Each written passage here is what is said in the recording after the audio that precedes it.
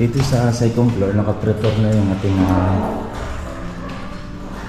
para sa Artiflex, kaso hindi mo natin na basta tatakpan ng Artiflex to.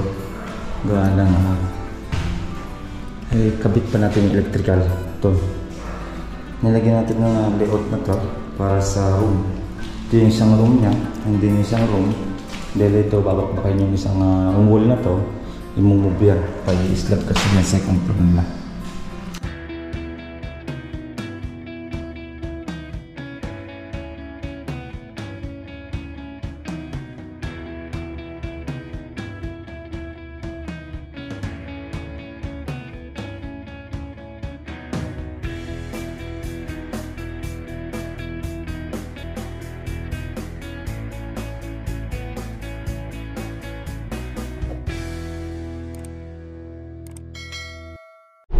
Yan mga boss, at good morning. Yan, at blazing na naman para sa ating team ng J-Oragon. Nabuksan na natin kahapon yung isang project natin ng Jasmine Block 22. Yan, ayan yung may tarpaulin na tayo mga boss na nilagay. Ayan. Hindi na pinatabas na muna natin. Wala pa tubig, walang naayos yung tubig dito, yung water line. Naayos nila, pinalitan nila ng tubo kasi parang barado siguro. At palalagyan natin ng drum para magkaroon ng supply ng tubig. Meron naman kasi nagdi-deliver ng tubig na naman. Okay, at check natin yung gagawin dito sa second floor and then sa ground floor. Alam ko ipapa-slab nila to hanggang sa likod, then extend yung kitchen at and then yung room sa likod. Okay, at check natin muna yung ground floor tsaka second floor na mga gagawin. Let's go. Yan, check muna natin yung ginagawa ng second floor at ground floor. Ito, naayos yung linya ng tubig.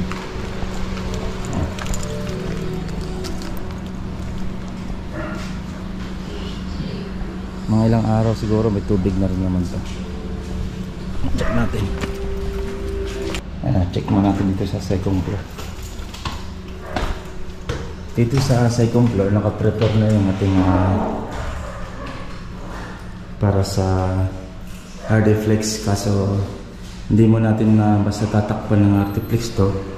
Gawa lang kabit pa natin yung electrical to. Nilagyan natin ng layout na to para sa room. Ito yung isang room niya, hindi yung isang room. Dahil ito babakbakin yung isang wall na to, imumove yan pa i-slab kasi ng second floor nila. So second floor na extend. Okay? Yeah. And then ito may cove, and then ito wala naman itong cove itong sa isang room, and then electrical pa nito, ayusin na natin. And then sa baba muna sila mag-pray. Okay? Ayun na. Then yung at pawa-waterproofing ng client yun dahil tumatagas yung tubig. Okay, pag-layout natin dito sa baba. Same lang din naman yung gagawin natin. Ito, harangan din natin, hindi na tatakpan natin itong sa may hagdan. Okay.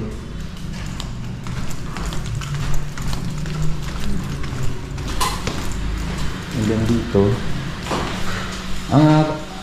Mark, yung kukunin mong layout niyan, gitna,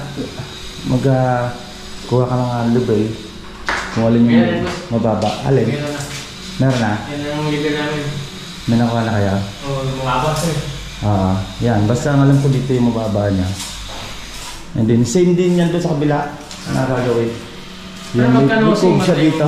Yung beam natin magkanusing. Meron yan. Abutin yan. Kaso alahanin eh. Ano ba taas ng kumpay 15? Hindi, ano lang, 12 lang ako dyan. 12 lang? Basta yung same yung nandun sa kabila sa block 20, tsaka block 18. Yan. And then ito mababa itong steel deck, kaya nakakuha natin ng lubilasyon. Pero mataas yung dito, second floor mo. Hindi ito, tatakpan din natin yan. Okay.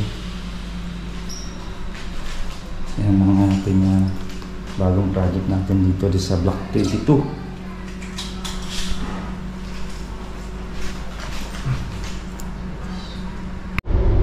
Yan mga boss, yan yung ating konting pasilip dito sa ating bagong project na binuksan. Hintay pa natin yung floor plan yan para ma-code natin yung extension niya na pa-slab. Pero yung sa ground floor tsaka second floor may code na tayo na. At prepare na muna nila yung para sa frame ng ating kesame.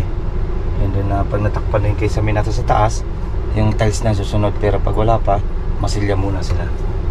Okay, at next update natin na Linea naman ay bukas na po yan. Shoutout ko pala kay sir at kay ma'am na nagtiwala sa team ng J Oragon. Yan sa ating binuksan ng bagong project. Kaya last week pa sana yan, ngayon na natin na binuksan. Okay, hanggang dyan na lang. At yung block 20 natin na pa-turnover na ngayong week yan. Halos patapos na. At sasabihin ko sa inyo kung magkano yung inabot ng gastos ng client. Okay, hanggang dito na lang. At ingat-ingat tayo mga boss. Bye. Bye. Ito pong J Oragon Vlog, napakaganda po ng channel na ito, no? Tungkol po ito sa construction. Actual construction po ang channel na ito, no? Pag pinanood nyo po ito, panalo po kayo sa channel na ito. Napakaganda po ng mga video niya. Lalo na pong magaganda, no, yung mga iba't ibang design niya. Kakaiba po yung mga iba't ibang design niya sa mga kisame. Subukan nyo pong panoorin J Oragon Vlog na ito. Matutuwa po kayo pag pinanood nyo po yung mga video niya. Maraming salamat po.